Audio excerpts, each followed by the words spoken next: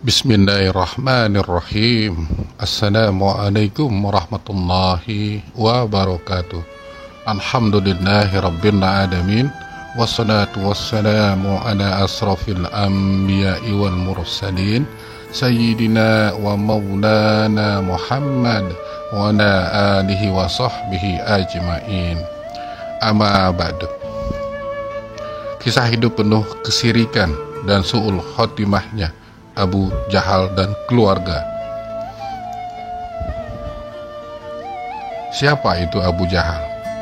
Abu Jahal adalah salah seorang tokoh yang cukup disegani di kalangan kaum kafir Quraisy. Dalam sejarah Islam, ia dikenal sebagai sosok yang sangat keras perlawanannya terhadap Nabi Muhammad sallallahu alaihi wasallam.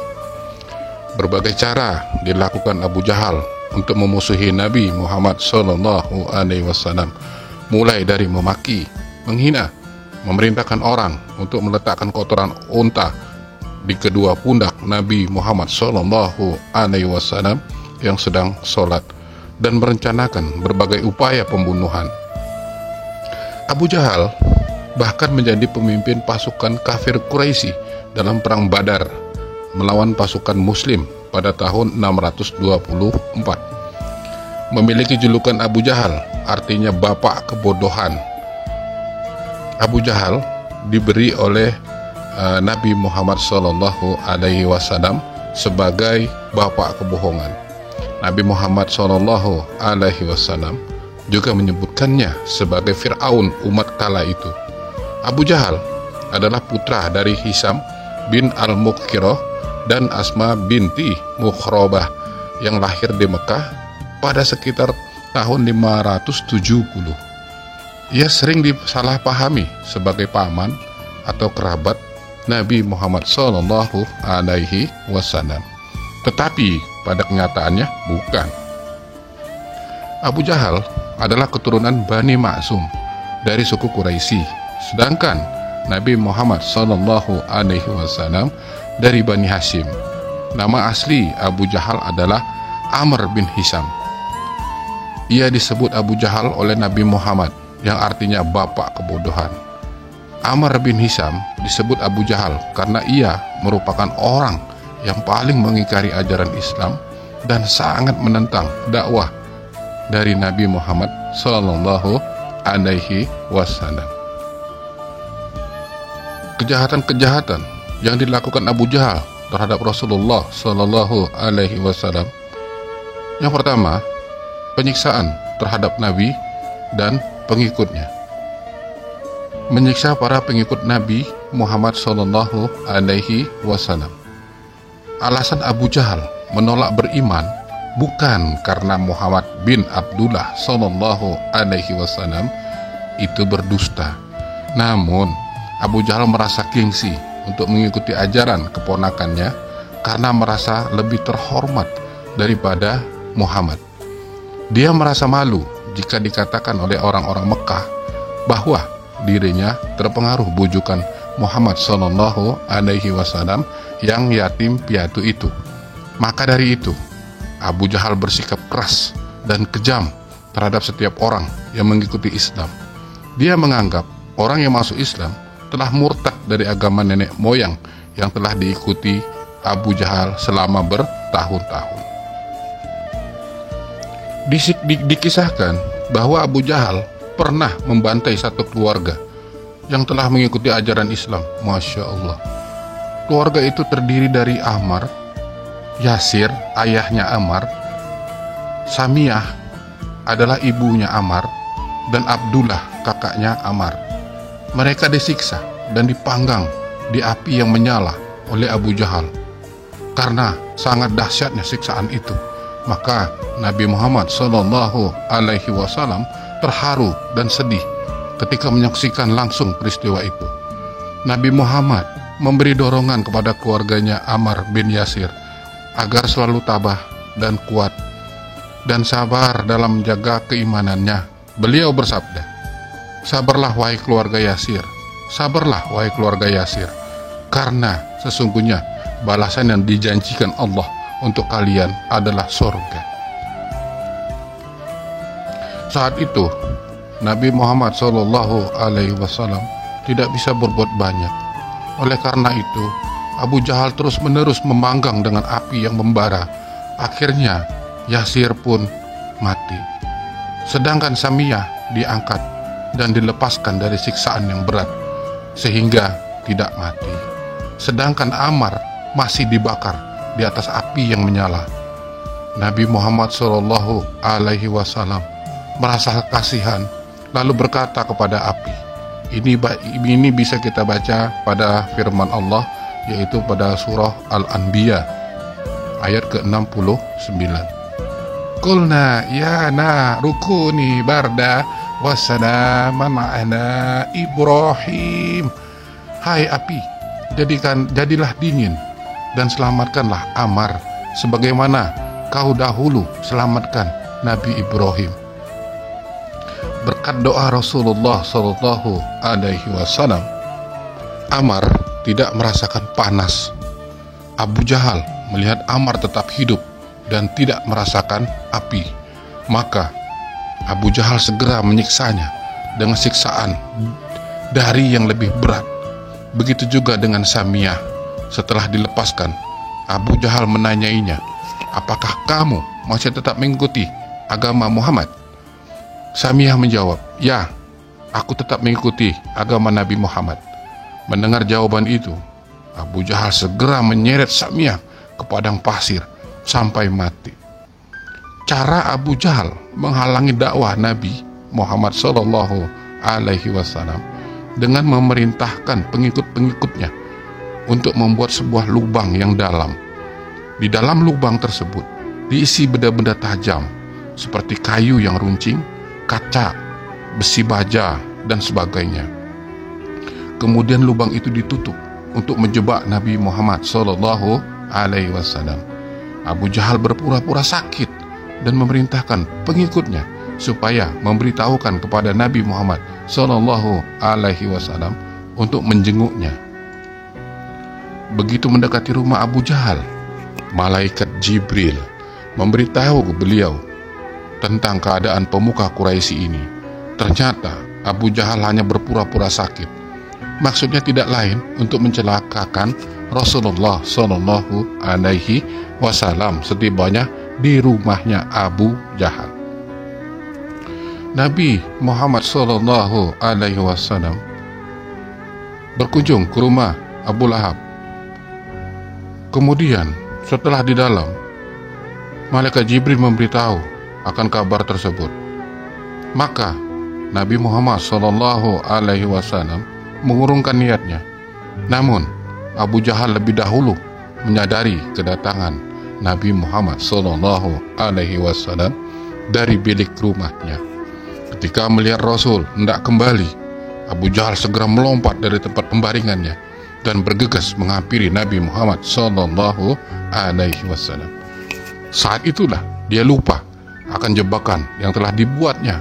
Maka terperosoklah Abu Jahal ke dalam lubang besar itu, yang sesungguhnya telah dipersiapkan sebagai jebakan untuk Rasul SAW.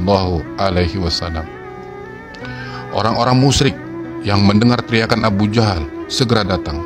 Mereka mengulurkan tali ke dalam lubang besar itu. Namun tali yang ada terlalu pendek sehingga tidak dapat digapai oleh Abu Jahal. Ketika tali disambung lagi, keadaan tidak berubah, malah semakin pendek. Abu Jahal tak dapat menjangkaunya. Begitu tali disambung, Abu Jahal semakin dalam terperosok ke dalam lubang itu. Itu terus berulang kali. Karena rasa takut yang sangat, Abu Jahal berseru dari dalam lubang, "Hai kawan-kawan, susul Muhammad dan suruh dia datang ke sini.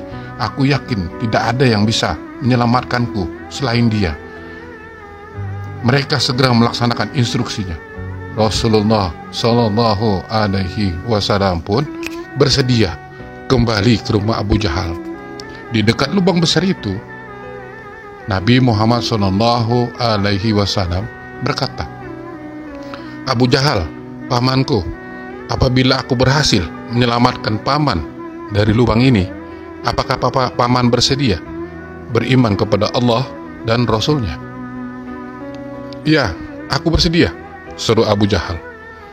Rasulullah pun mengulurkan tangannya ke dalam lubang. Tidak perlu tali, Nabi Muhammad SAW dapat menggapai tangan Abu Jahal dan lalu mengangkatnya keluar. Setelah berhasil keluar dari lubang, dia berkata, "Muhammad, hebat benar sihirmu," dan dia ingkar terhadap janjinya. Penyiksaan terhadap Nabi dan para pengikutnya yang kedua, yaitu menjatuhkan batu ke kepala Nabi Muhammad SAW. Beberapa di antaranya menjadi sebab turunnya ayat Al-Quran. Firman Allah Subhanahu wa Ta'ala dalam surah Yasin berikut ini adalah salah satu dari beberapa ayat yang turun karena perbuatan Abu Jahal, yaitu surah Yasin ayat ke-8 dan 9. Inna ja'alna fi a'naqihim aghlalan fahiya ilal asqani fahum muqmahun. Sesungguhnya kami telah memasang belenggu di leher mereka, lalu tangan mereka diangkat ke dagu, maka karena itu mereka tertengadah. Wa ja'alna min baini aydihim sadaw wa min khalfihim sadaw fa'asaynahum fahum la yubsirun. Dan kami adakan di hadapan mereka dinding dan di belakang mereka dinding pula, dan kami tutup mata mereka sehingga tidak bisa melihat. Peristiwa itu bermula dari kedengkian Abu Jahal. Setiap kali melihat Nabi Muhammad SAW yang sedang menjalankan sholat di depan Ka'bah, sampai-sampai ia mengeluarkan sumpah-sumpahnya, "Jika aku melihat Muhammad sedang melakukan sholat lagi, pasti ia akan aku jatuhi kepalanya dengan batu hingga ia tewas." Sungguh kata-kata yang buruk diucapkan oleh Abu Jahal. Sumpah Abu Jahal rupanya bukanlah omongan belaka, karena pada suatu saat ia benar-benar melakukan sumpahnya. Kejadian ini terjadi ketika ia melihat Nabi Muhammad SAW sedang melakukan sholat di dekat Ka'bah. Melihat peristiwa tersebut, Abu Jahal spontan menjadi marah sampai terasa keubun-ubun, matanya yang buas bagai hendak menelan mangsanya karena begitu iri dan dengkinya kepada Rasulullah SAW. Ia buru-buru mengambil sebuah batu besar dan diangkatnya tinggi-tinggi, hendak dijatuhkan di kepala Rasulullah SAW. Ketika batu tersebut hendak dijatuhkan, entah mengapa tiba-tiba tangan Abu Jahal menjadi kaku sehingga tidak dapat digerakkan lagi. Tangan tersebut tetap menjulur ke atas, sedangkan batu yang digenggamnya tetap berada pada tangannya, tidak bisa dijatuhkan. Setelah kejadian itu, Abu Jahal pergi untuk menemui teman-temannya. Ia menceritakan kejadian yang baru saja dialaminya dengan rasa amarah yang belum padam. Kawan-kawan beserta anak buah Abu Jahal pun terkejut dan berkerumun di hadapan Abu Jahal. Mereka bertanya, "Hai Abu Hakam, mengapa kamu tidak jadi melemparkan batu itu kepada Muhammad? Apa yang menghalangimu untuk memecahkan kepala Muhammad?" Namun Abu Jahal tidak menjawab, melainkan hanya terdiam dan membisu. Ia masih terbayang-bayang akan kejadian yang menimpanya, seolah-olah dia tidak percaya dengan apa yang dilihatnya. Tidak lama kemudian, Abu Jahal bersuara dan menjawab, "Wahai sahabatku, kaum Quraisy, aku bermaksud melakukan apa yang telah aku rencanakan tadi malam. Namun, ketika aku mendekatinya, Nabi Muhammad SAW, tiba-tiba muncullah unta yang besar menghadangku. Unta yang belum pernah sekalipun aku lihat. Ia terlihat menyeramkan sekali. Unta itu terlihat hendak menendangku." Sahabat Abu Jahal dari kaum Quraisy merasa kecewa mendengar jawaban Abu Jahal. Salah seorang temannya yang mendengar cerita Abu Jahal yang terasa tidak masuk akal itu menyangka bahwa Abu Jahal berbohong. Maka dengan penuh emosi ia berkata, "Kalau begitu, biar aku saja yang membunuh Muhammad itu." pada saat yang lain, ketika Rasulullah Sallallahu Alaihi Wasallam sedang melakukan sholat di dekat Ka'bah, orang tersebut benar-benar mendekati beliau sambil membawa batu yang besar.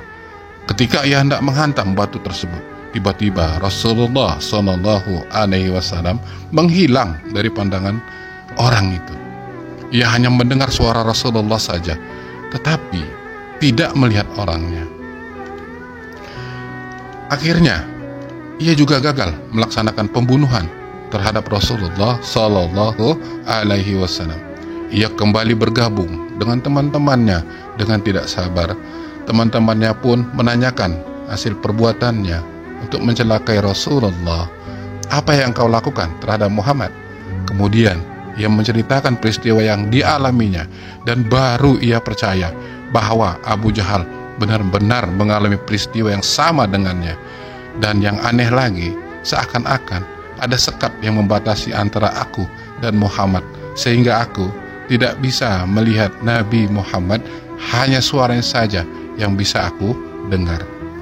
Maha suci Allah Subhanahu wa ta'ala. Penyiksaan terhadap Nabi dan pengikutnya yang ketiga, yaitu menginjak leher Nabi Muhammad Sallallahu Alaihi Wasallam dan membenamkan mukanya ke tanah.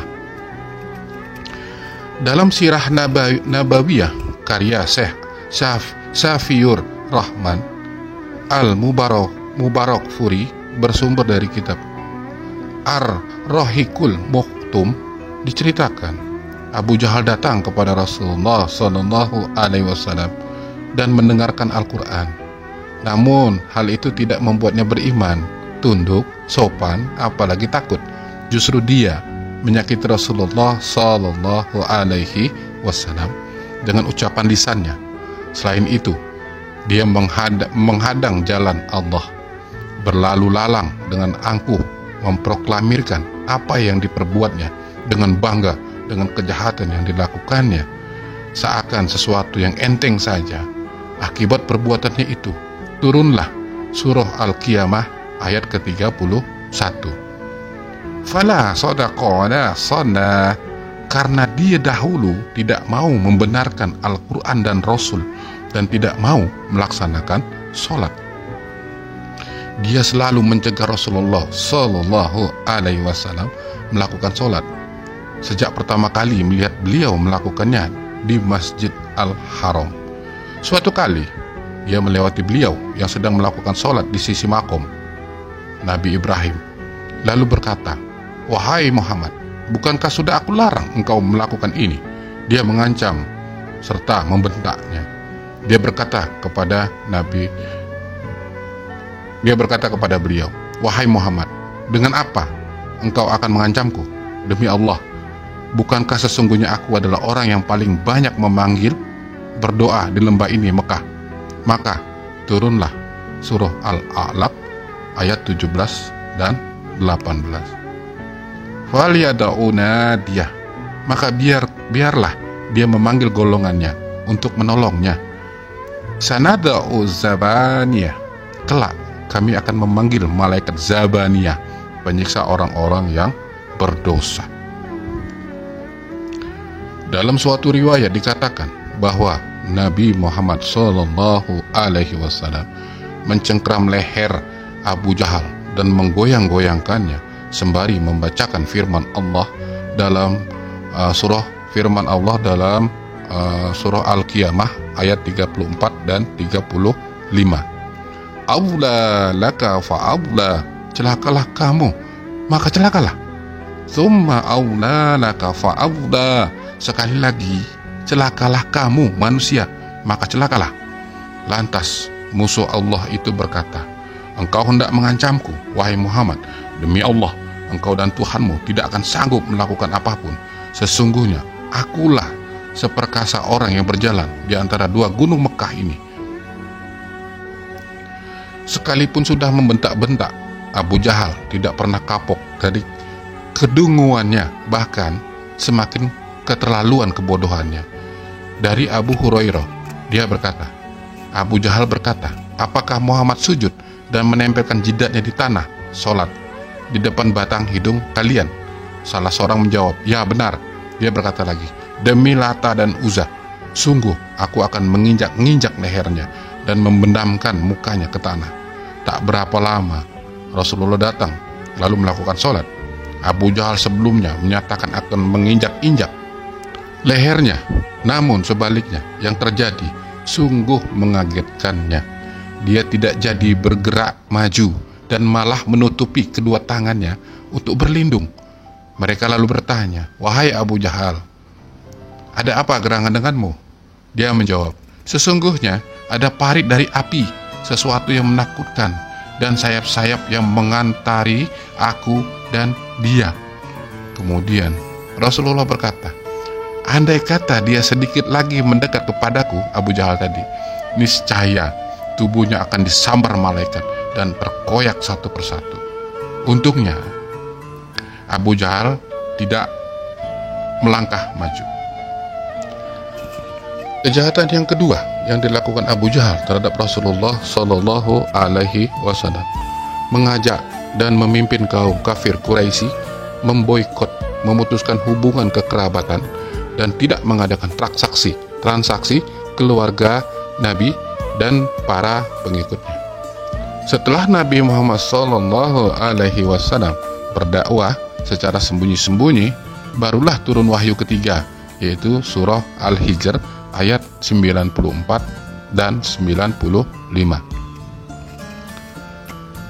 "Fasda' bima tu'maru wa'rid 'anil musyrikin." Maka sampaikanlah Muhammad secara terang-terangan segala apa yang diperintahkan Allah kepadamu, dan berpalinglah dari orang yang musyrik. "Inna kafaina kal mustahziin." Sesungguhnya kami memelihara engkau Muhammad dari kejahatan orang yang memperolok-olokkan engkau. Kemudian Nabi Muhammad Sallallahu Alaihi Wasallam menerima wahyu yang lain, yaitu surah Asy-Syu'ara ayat 214 dan 215. "Wa anzir ashiratakal aqrabin." Dan berilah peringatan kepada kerabat-kerabatmu Muhammad yang terdekat. "Wafid janahaka liman ittaba'aka minal mu'minin." Dan rendahkanlah dirimu terhadap orang-orang yang beriman yang mengikutimu. Setelah menerima wahyu tersebut, Rasulullah Sallallahu Alaihi Wasallam mulai berdakwah dengan terang-terangan. Pertama, Nabi memanggil semua kerabat keluarganya, mengajak mereka untuk beriman kepada Allah Subhanahu wa Ta'ala di kaki Gunung Sofa. Namun, salah satu pamannya, Abu Lahab, bersikap sinis dan tidak setuju menerima dakwah Nabi. Bahkan, pemimpin Quraisy itu menuduh Nabi Muhammad gila dan bahkan pernah melempari Nabi dengan kotoran. Kaum kafir Quraisy menggunakan banyak cara untuk menghalangi dakwah Nabi, termasuk mencoba mendapatkan pamannya Abu Thalib untuk menghentikan dakwah keponakannya. Namun Nabi Muhammad Shallallahu Alaihi Wasallam menolak dan mengatakan bahwa demi Allah, bahkan jika seluruh keluarga Nabi menolaknya, Nabi tidak akan berhenti berdakwah untuk menyebarkan agama Islam. Kaum kafir Quraisy gagal mencegah dakwah Nabi, membuat mereka semakin marah dan emosional. Budak mereka yang masuk Islam dibunuh dan siksa. Masya Allah. Semua pengikut Nabi selalu diancam dan diintimidasi untuk menolak ajaran Nabi Muhammad Sallallahu Alaihi Wasallam. Abu Jahal, paman Nabi Muhammad, menyewa orang-orang Yahudi supaya mengejek dan mencaci Nabi, berharap dia akan berhenti berdakwah. Namun pada akhirnya orang-orang Yahudi masuk Islam karena akhlak mulia sang Nabi. Quraisy tidak percaya. Setelah kegagalan dengan tekanan, mereka memberikan tawaran berupa harta benda, wanita, dan pangkat, sehingga Nabi akan berhenti berdakwah. Quraisy mengirim Utbah bin Rabi'ah untuk menawarkan tawaran-tawaran tersebut. Namun Nabi Muhammad Sallallahu Alaihi Wasallam tidak tertarik dengan tawarannya dan terus berdakwah.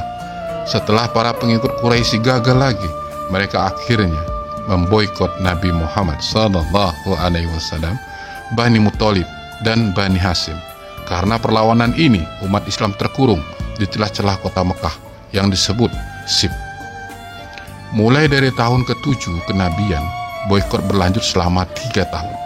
Isi boikot kafir Quraisy kepada umat Islam antara lain: kaum Quraisy tidak akan menikah dengan seorang muslim. Kaum Quraisy tidak menerima lamaran pernikahan dari umat Islam. Yang ketiga, kaum Quraisy tidak akan berdagang dengan orang muslim. Yang keempat, kaum Quraisy tidak berbicara atau melihat muslim yang sakit. Yang kelima, kaum Quraisy tidak akan mengirim jenazah umat Islam ke dalam kubur. Yang keenam, kaum Quraisy tidak akan menerima permintaan perdamaian dengan muslim dan menyerahkan Muhammad untuk dibunuh. Kejahatan yang dilakukan Abu Jahal terhadap Rasulullah SAW yang ketiga, yaitu mengatakan kepada warga kaum Quraisy bahwa peristiwa Isra Mi'raj adalah kebohongan belaka. Usai melakukan perjalanan suci Isra Mi'raj dari Masjidil Haram Mekah ke Masjidil Haram Al-Aqsa di Palestina, lalu terbang ke Sidratul Muntaha dengan buruk didampingi malaikat Jibril. Malam itu Nabi Muhammad SAW kembali ke rumah. Nabi Muhammad SAW terkejut ketika menemui bantal di rumahnya masih sama seperti yang saya tinggalkan. Tubuhnya dibaringkan, matanya menerawang, memikirkan bagaimana cara mengabarkan kepergiannya malam itu pada penduduk Mekah. Saat fajar menyingsing, Nabi SAW didatangi Abu Jahal. Kesempatan itu langsung dimanfaatkan beliau untuk menceritakan peristiwa Isra Mi'raj yang telah dialaminya. Abu Jahal hanya mengernyitkan keningnya mendengar penuturan Nabi Muhammad SAW. Bagaimana pendapatmu jika aku kumpulkan para kaumku untukmu? Apakah engkau akan mengabarkan apa yang engkau katakan? Abu Jahal memberi saran. Ya, kata Nabi SAW. Pagi itu berkumpullah penduduk Mekah untuk mendengarkan pengalaman Rasulullah SAW melakukan Isra Mi'raj. Di antara mereka terdapat para pembesar musyrik Quraisy. Nabi SAW menceritakan secara runut, sementara orang-orang menyimaknya. Nabi menyampaikan perjalanan suci dari Mekah ke Baitul Maqdis atau Masjid Al-Aqsa, Palestina, dan berlanjut ke Sidratul Muntaha dalam 1 malam. Tiba-tiba Abu Jahal berbicara, Muhammad, biasanya kami menempuh perjalanan menuju Baitul Maqdis, Palestina selama 1 bulan dan kembali dalam 1 bulan, berarti 2 bulan. Sementara engkau mengaku telah pergi ke sana, lalu naik ke langit ke-7, Sidratul Muntaha, dan kembali hanya dalam 1 malam. Itu sama sekali tidak masuk akal, kata Abu Jahal lantang. Aku ingin engkau membuktikan kebenaran pengakuanmu. Beritahukan kepada kami perihal Baitul Maqdis, karena kami amat mengenalnya. Pintu demi pintu, jendela demi jendela, lorong demi lorong, tandas Abu Jahal. Rasulullah SAW mulai menggambarkan Baitul Maqdis dengan detail. Mendengar uraian Nabi SAW, Al-Walid mengatakan, demi Allah, penjelasannya tidak lebih dan tidak kurang dari apa yang pernah kami saksikan, kata Al-Walid. Kami ingin bukti lain, kata kaum musyrik Quraisy. Baik, aku mencium aroma kafilah akan tiba besok yang dipimpin oleh salah satu dari kalian, orang musyrik. Di depan kafilah itu ada seekor unta dengan 2 titik putih di keningnya, dan seekor unta patah tulang kakinya, kata Rasul. Kami akan menunggu kebenaran ucapanmu, kata mereka. Ketika pagi tiba, kafilah yang dinanti pun datang. Seekor unta dengan 2 warna putih di keningnya berada di depan rombongan.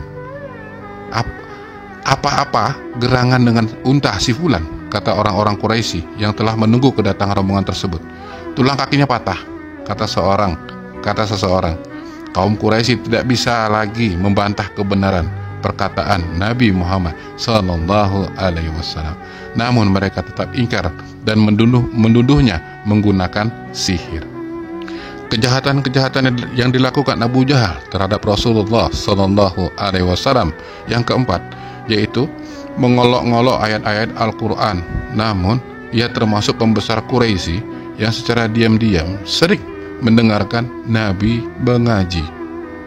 Salah satu karakter orang kafir seperti Abu Jahal laknatullah yang banyak mengingkari ayat-ayat Al-Quran, berdusta dan berdosa adalah ketika mendengar bacaan ayat-ayat Al-Quran. Karena kesombongannya tidak mau beriman dan pura-pura tidak mendengarkan. Tapi ketika mengetahui sedikit saja ayat-ayat Al-Quran dari teman-temannya, maka mereka menjadikannya sebagai bahan olok-olok. Ketika Abu Jahal mengetahui ayat tentang pohon zakum, makanan penghuni neraka misalnya, itu berdasarkan surah Al-Quran, yaitu surah ke-44 pada ayat 43 dan 44. Dia mengolok-ngolok ayat-ayat ini dengan meminta kurma dan keju, seraya berkata kepada teman-temannya, makanlah buah zakum ini yang diancamkan Muhammad kepadamu. Itu tidak lain adalah makanan yang manisnya seperti madu. Diolok-olok ayat-ayat Al-Quran. Masya Allah. Ketika mengetahui ayat tentang 19 malaikat penjaga neraka Sakor, itu berdasarkan firman Allah, yaitu pada surah Al-Mudaththir ayat 30. Alaiha tis'ata asar, di atasnya ada 19 malaikat penjaga. Dia berkata, kalau penjaganya hanya 19, maka aku sendiri yang akan melemparkan mereka itu. Ayat berikut ini menjelaskan sifat mereka yang demikian itu. Dan apabila dia mengetahui sedikit tentang ayat-ayat kami, maka ayat-ayat itu dijadikan olok-olok.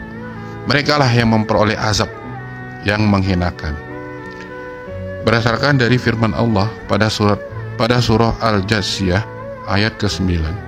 Wa idza alima min ayatina sayya takhazaha khuzwa ulaika lahum azabun muhin. Dan apabila dia mengetahui sedikit tentang ayat-ayat kami, maka ayat-ayat itu dijadikan bahan olok-olok bagi mereka. Merekalah yang akan menerima azab yang menghinakan. Selain kedua olok-olok itu, masih banyak olok-olokan lain yang dilontarkan kaum kafir Quraisy terhadap Al-Quran.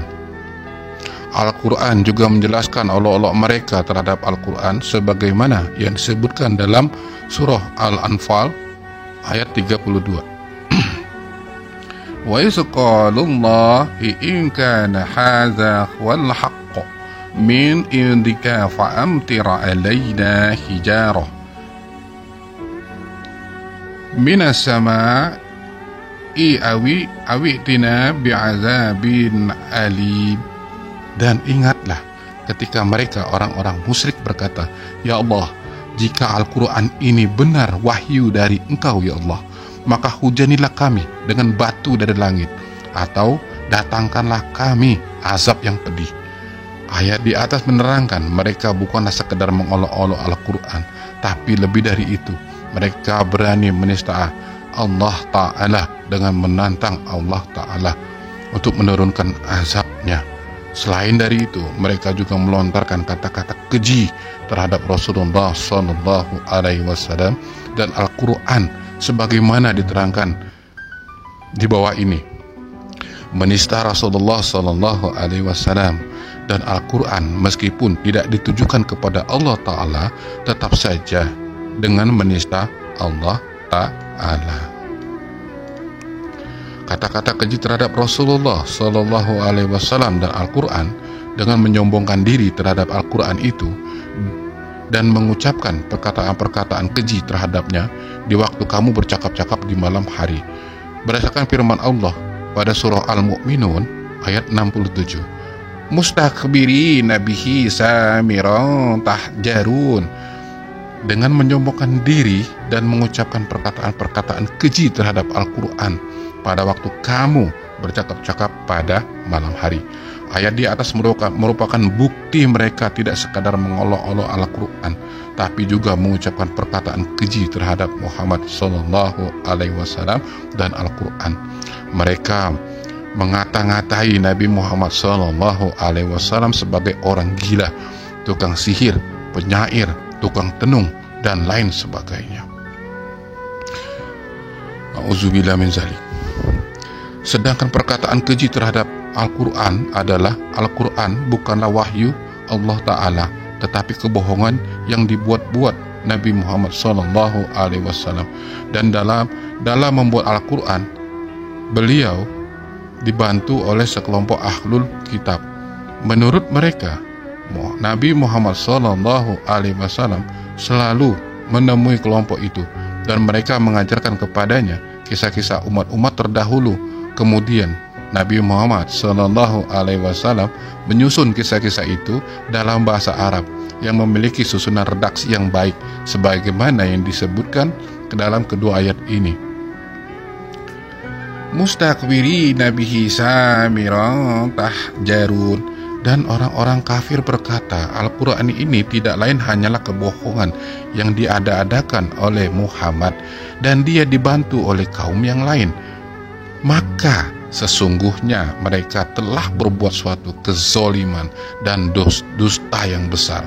Ini firman Allah pada surah Al-Furqan ayat ke-4.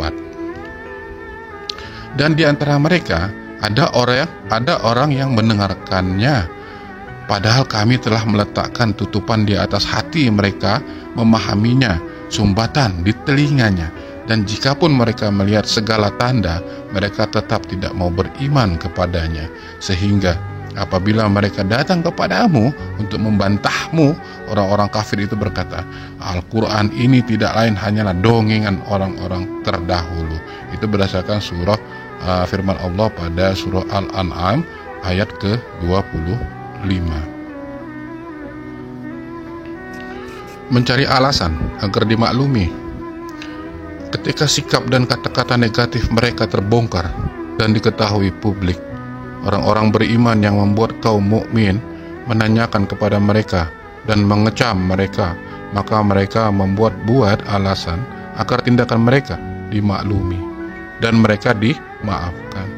Melalui ayat berikut ini, Allah Ta'ala menginformasikan bahwa jika Nabi Muhammad SAW dan kaum beriman di masa hidup beliau hingga akhir zaman menanyakan pada mereka, pasti mereka akan mengemukakan alasan yang mereka buat-buat untuk cuci tangan dan lari dari tanggung jawab. Dalam ayat berikut ini, alasan yang mereka ajukan adalah sesungguhnya mereka tidak berniat untuk atau tidak sungguh-sungguh mengolok-olok. Mereka hanya ingin bersendau gurau dan bermain-main. Tetapi justru jawaban ini yang membuat mereka lebih layak lagi untuk dikecam. Berdasarkan firman Allah pada surah At-Taubah ayat ke-65. Wala in sa'altahum la yaqulunna innama kunna nakhudu wa nal'ab qul abillahi wa ayatihi wa rasulih kuntum tastahzi'un. Dan jika kamu tanyakan kepada mereka, tentulah mereka akan menjawab, sesungguhnya kami hanyalah bersenda gurau dan bermain-main saja. Katakanlah, apakah dengan Allah, ayat-ayatnya dan Rasulnya kamu selalu berolok-olok? Surah At-Taubah ayat ke-65. Maha suci Allah melindungi Nabi Muhammad SAW dari 4 kejahatan besar yang dilakukan oleh Abu Jahal terhadap beliau. Bahasan berikutnya, Abu Jahal, musuh Nabi Muhammad yang tewas dalam perang Badar. Mentari sudah tergelincir dari puncaknya, panas semakin menyengat. Burung-burung pemakan bangkai semakin terbang rendah. Keadaan mulai berubah. Pihak yang mendesak sekarang mulai terdesak. Pertarungan antara pasukan Rasulullah SAW dan Abu Jahal semakin sengit. Pasukan Muslim yang berjumlah 300 orang semula menerapkan strategi bertahan. Strategi ini diterapkan Rasulullah Shallallahu Alaihi Wasallam sebagai pemimpin pasukan karena jumlahnya 3 kali lipat lawannya itu. Bertahan menunggu pihak Quraisy berlari menyerang mereka. Namun setelah beberapa jam peperangan berlangsung, pasukan Quraisy yang menyerang tanpa formasi mulai putus asa. Pertarungan yang tidak sesuai perhitungan mereka. Mereka mengira dengan jumlah 3 kali lipat dalam 1 atau 2 jam saja pasukan muslim akan takluk. Kenyataannya tidak. Kenyataannya malah membuat mereka frustasi, patah semangat, dan mulai muncul ketakutan melihat jagoan-jagoan muslim beraksi. Tak henti-hentinya Hamzah bin Abdul Muthalib, Ali bin Abi Thalib, Umar bin Khattab, dan yang lainnya menyabarkan pedang mereka. Satu sabetan atau tusukan pedang pasti disertai teriakan Quraisy yang meregang nyawa. Semakin banyak korban, semakin mencidukkan nyali pasukan Quraisy. Sementara pasukan muslim semakin bersemangat, seperti yang diperlihatkan Abdurrahman bin Auf. Abdurrahman bin Auf yang terlihat pertarungan dengan beberapa orang Quraisy. Dia berusaha bertahan dan sekali-sekali menyerang, mengimbangi serangan beberapa orang Quraisy yang mengeroyoknya. Tiba-tiba saat Abdurrahman bin Auf bertarung seru, seseorang yang ada di samping kirinya berteriak kepadanya, "Hai paman, beritahu kami, mana orang yang dipanggil Abu Lahab, Abu Jahal?" Abdurrahman bin Auf kaget saat menoleh. Yang bertanya ternyata seorang anak muda yang masih belasan tahun usianya. Dia ternyata dari golongan Ansor. Pantas kalau dia tidak mengenal Abu Jahal, pikir Abdurrahman bin Auf. "Kamu siapa? Dan mau apa mencarinya?" tanya Abdurrahman bin Auf di sela-sela kesibukannya menebaskan pedang menghadapi Quraisy. "Saya Mu'adz bin Afra. Aku dengar Abu Jahal adalah orang yang paling sering menghina serta menyakiti Rasulullah Shallallahu Alaihi Wasallam. Saya ingin membunuhnya," jawab anak muda itu. Belum hilang kekagetan Abdurrahman bin Auf mendengar jawaban anak muda itu. Di samping kanannya tiba-tiba ada lagi yang berteriak, "Hai paman, tunjukkan padaku di mana orang yang dipanggil Abu Jahal." "Kamu siapa dan mau apa mencarinya?" tanya Abdurrahman bin Auf. "Saya Muawidz bin Afra. Aku dengar Abu Jahal orang yang paling sering menghina serta menyakiti Rasulullah Shallallahu Alaihi Wasallam. Saya ingin membunuhnya." Anak muda kedua yang ternyata saudara dari anak muda yang pertama menjawab dengan kalimat yang sama. "Hah? Kalian memangnya berani?" Abdurrahman bin Auf kaget mendengar jawaban kedua remaja itu. "Insya Allah paman," jawab Mu'adz bin Afra. Pada mulanya Abdurrahman bin Auf ragu-ragu, tidak mau menunjukkan Abu Jahal kepada kedua remaja tersebut. Tetapi Mu'adz dan Muawis terus mendesaknya. Akhirnya Abdurrahman bin Auf pun mengalah. "Baiklah, saya akan tunjukkan kepada kalian di mana dia. Tetapi kalau boleh tahu, apa yang akan kalian lakukan apabila bertemu dengannya?" tanya Abdurrahman bin Auf. "Ibuku berpesan, jangan pulang ke rumah selagi kepalanya masih menempel di badannya," jawab Mu'adz. Bersungguh-sungguh Abdurrahman bin Auf tersenyum mendengar kata-kata dari dua orang remaja yang berani itu. Dia kemudian mengedarkan pandangannya ke arena peperangan. Sementara itu Abu Jahal, pimpinan tertinggi pasukan Quraisy, sedang bertempur di atas kuda lengkap dengan baju besinya. Dia menebaskan pedangnya melukai pasukan muslim. Pasukan muslim mengalami kesulitan menyerang balik Abu Jahal karena dia di sekelilingnya selalu berdiri beberapa pasukan Quraisy yang selalu mengawal. Ketika melihat Abu Jahal, Abdurrahman bin Auf berpikir sejenak, mampukah kedua anak muda ini membunuhnya, sementara ia selalu mendapatkan pengawalan beberapa orang Quraisy. "Cepat paman, tunjukkan di mana dia," teriak Muawis mengagetkan Abdurrahman bin Auf. "Itu Abu Jahal yang berbaju besi yang menunggang kuda." Abdurrahman bin Auf menunjukkan telunjuknya. Sebelum Abdurrahman bin Auf menurunkan tangannya, Mu'adz dan Muawis seketika berlari melesat bagai anak panah lepas dari busurnya. Mereka berpacu untuk sampai lebih dahulu mendekati Abu Jahal. Tentu saja mereka harus berhadapan dengan para pengawalnya dari Abu Jahal yang tidak tinggal diam melihat tuannya terancam. Mu'adz dan Mu'awis terluka terkena tebasan pedang pengawal Abu Jahal, tetapi Mu'awis tidak kehilangan akal. Memanfaatkan tubuh kecilnya, dia berguling di sela-sela kaki para pengawal dan berhasil mendekati kuda dari Abu Jahal. Tidak mau membuang waktu yang lama dan kesempatan, Mu'awis menebas pedangnya ke kaki kuda yang sedang ditunggangi oleh Abu Jahal. Seketika kuda itu tumbang terguling-guling, diikuti tubuh dari Abu Jahal yang tinggi besar terguling-guling. Tubuhnya terguling ke arah Mu'adz bin Afra yang langsung menebaskan pedangnya dan mengenai kaki Abu Jahal. Tidak cukup sekali, Mu'adz berkali-kali menebaskan pedangnya hingga kaki Abu Jahal putus. Tiba-tiba datang Ikrimah yang menyelamatkan ayahnya. Ikrimah mengayunkan pedangnya ke arah Mu'adz. Mu'adz tidak sempat mengelak. Pedang Ikrimah mengenai sebelah atas tangan kanannya hingga tangan kanan itu hampir putus. Masya Allah, hanya tersisa sedikit kulit yang membuat tangannya menggantung. Inna lillahi wa inna ilaihi raji'un.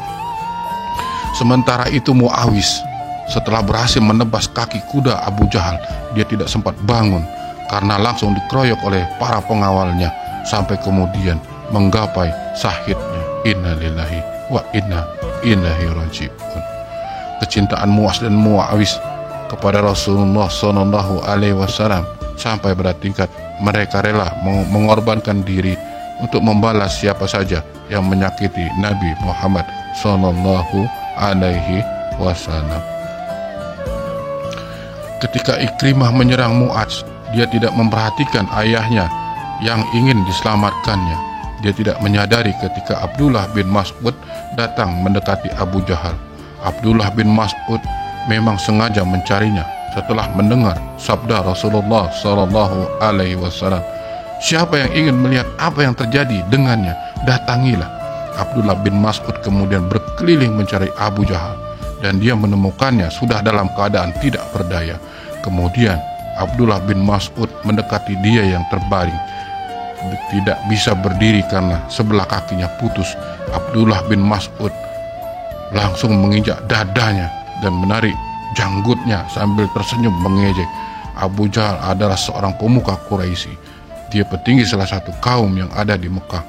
Kesombongannya masih tersisa sehingga dia marah ketika dadanya yang terhormat diinjak dengan hina oleh Abdullah bin Mas'ud. "Hai penggembala kambing, kau tidak pantas berbuat seperti ini," teriak Abu Jahal kepada Abdullah bin Mas'ud. Abdullah bin Mas'ud memang seorang mantan budak yang dulu di Mekah diberi tugas menggembala kambing. "Wahai musuh Allah, sekarang Allah telah menghinakanmu," sahut Abdullah bin Mas'ud sambil tangannya terus memegang janggut Abu Jahal. "Dengan apa Allah menghinakanku? Apakah merupakan kehinaan orang yang dibunuh oleh kaum kerabatnya sendiri?" katanya dengan angkuh. Kesombongannya masih muncul walaupun sudah dalam keadaan hina. Abdullah bin Mas'ud tidak banyak kata lagi. Dia mengambil pedang dari tangan Abu Jahal, kemudian melepas penutup kepalanya, lalu memenggal lehernya sampai kepala Abu Jahal putus. Astagfirullah. Kepalanya kemudian dibawanya ke tenda Rasulullah SAW. Allah menakdirkan Abu Jahal tidak tewas oleh Mas'ud, tidak tewas oleh Mu'adz dan bin Afra, tapi harus tewas di tangan seorang Abdullah bin Mas'ud, seorang penggembala kambing yang dulu pernah dihina dan disiksa oleh Abu Jahal. Ini bentuk penghinaan dari Allah Azza wa Jalla terhadap seorang sombong yang dulunya sangat kejam dalam menyakiti kaum muslimin. Allah menghendaki agar orang yang menghentikan hembusan nafas terakhirnya adalah salah seorang yang dahulu pernah ia hina. Melihat kedatangan Abdurrahman bin Auf membawa kepala Abu Jahal, Rasulullah SAW bersabda, "Allah tidak ada Tuhan selain Allah. Allah tidak ada Tuhan selain Allah. Allah tidak ada Tuhan selainnya. Demi Allah, ini adalah Fir'aun umat ini. Kaliankah yang membunuhnya?" "Ya," jawab mereka. Seketika Rasulullah SAW bersujud seraya mengatakan, segala puji Allah yang benar janjinya, yang telah menolong hambanya, yang telah mengalahkan tentara musuhnya. Perkataan Nabi Muhammad SAW saat dekat jasad Abu Jahal setelah perang Badar. Sungguh janji Allah Ta'ala amatlah pasti. Tiada yang lebih tepat janjinya selain Allah Ta'ala. Dia akan menyiksa orang-orang kafir, munafik, dan musyrik. Dia pun akan memberikan pahala, surga, dan ridhonya kepada orang-orang Islam yang senantiasa beriman hingga akhir hayatnya. Dan para penghuni surga menyeru penghuni neraka supaya kami telah memperoleh apa yang dijanjikan Tuhan kepada kami itu benar. Apakah kamu telah memperoleh apa yang dijanjikan Tuhan kepadamu itu benar? Mereka menjawab, benar. Kemudian menyeru malaikat, mengumumkan di antara mereka, laknat Allah bagi orang-orang yang zalim. Al-Quran Surah Al-A'raf ayat ke-44. Atas pertanyaan para penghuni surga itu, mereka yang menghuni neraka berkata dengan amat lesu bersimbah sakit yang teramat, betul, kami telah mendapatkan apa yang telah dijanjikan oleh Rabb kami kepada kami. Betul, kami telah mendapatkan siksa sebagaimana yang dijanjikan kepada kami. Itulah pernyataan para penghuni neraka. Itulah pengakuan mereka. Mereka mendapatkan siksa sebagaimana yang dijanjikan oleh Allah Ta'ala. Terkait pernyataan para penghuni surga ini, ada pula riwayat dari Nabi SAW kala itu, sebagaimana diriwayatkan secara mutafaq alaihi.